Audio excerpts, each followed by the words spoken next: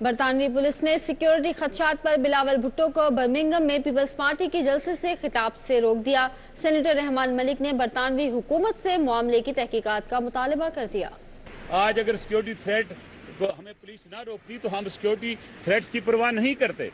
وہاں بلاول بھٹو صاحب بھی تیار تھے، وہاں زرداری صاحب بھی تیار تھے آنے میں، تو ان تھریٹس کو بالا طاق رکھتے ہوئے ہم صاحب وہاں پہنچے، لیکن پولیس نے نہیں جانے دیا، لہذا یہ جلسہ نہیں ہو سکا۔